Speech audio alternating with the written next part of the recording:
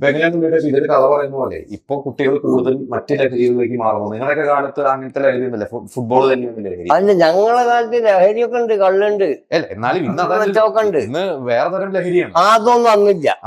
അതൊന്നും അന്നില്ല. അന്ന് കള്ളും മറ്റുള്ള സാധനങ്ങളൊക്കെ അന്നുണ്ട്. പക്ഷെ ഈ വക ഐറ്റങ്ങളൊന്നും ഇല്ല. ഇപ്പൊ പുതിയ മോഡൽ എന്തൊക്കെ കുണ്ടങ്ങളൊക്കെ ഉണ്ട് ഇത്രേ. അതൊന്നും നമ്മളെ ചെറുപ്പത്തിലില്ല. ഇപ്പൊ ഈ നിങ്ങളുടെയൊക്കെ നാട്ടിൽ ഇതുപോലെ ഉപദേശിക്കാറുണ്ടോ ഈ കുട്ടികളൊക്കെ ഇതിലോട്ട് പോകാതെ?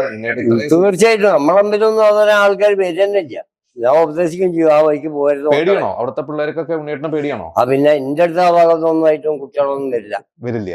എങ്ങനെയായിരുന്നു ലൊക്കേഷനിൽ? എങ്ങനെയായിരുന്നു? എനിക്കൂടെ ഏറ്റവും സീനിയർ ആയിട്ടുള്ള ആളാണ്. ലൊക്കേഷൻ ഉണ്ണിയേട്ടൻ വളരെ കംഫർട്ടാണ് നമുക്ക് ഹാൻഡിൽ ചെയ്യാൻ. ഉണ്ണിയേട്ടന് നോ പറയേണ്ട കാര്യങ്ങൾ നോ പറയും, യെസ് പറയേണ്ട അടുത്ത് യെസ് പറയും. പിന്നെ ഇതിനകത്ത് ഉണ്ണിയേട്ടൻ സീനിയർ ക്യാരക്ടറാണ്, മലയാള സിനിമയിൽ അറിയപ്പെടുന്ന ആളാണ്.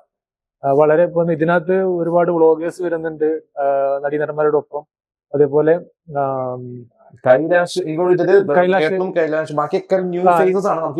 അഖിലും ആലിയും ഒക്കെ സോഷ്യൽ മീഡിയയിൽ കൈലാഷിന്റെ ഒരു തെരഞ്ഞെടുപ്പ് എങ്ങനെയായിരുന്നു? അദ്ദേഹത്തിന്റെ തെരഞ്ഞെടുപ്പ് കൈലാഷ് ചേട്ടൻ ഇതിനകത്ത് ബാബ എന്ന് പറയുന്ന ഒരു ക്യാരക്ടറാണ് വരുന്നത്. നാട്ടിലുള്ള ക്ലബിന്റെ പ്രസിഡന്റ് ആണ്.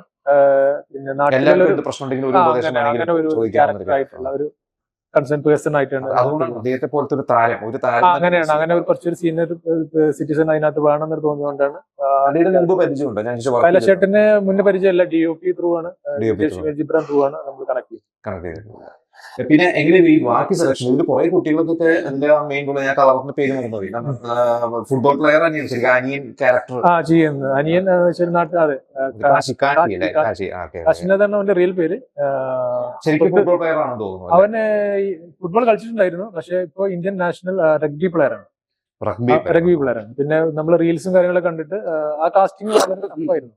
കാരണം നമുക്കൊരു കളി വേണം, ഇമോഷണൽ ട്രാക്ക് ഉണ്ട്, പിന്നെ അതിനകത്ത് പ്രണയം വരുന്നുണ്ട്, ഒരു സോങ് ഒക്കെ ഉണ്ട് അവരുടെ.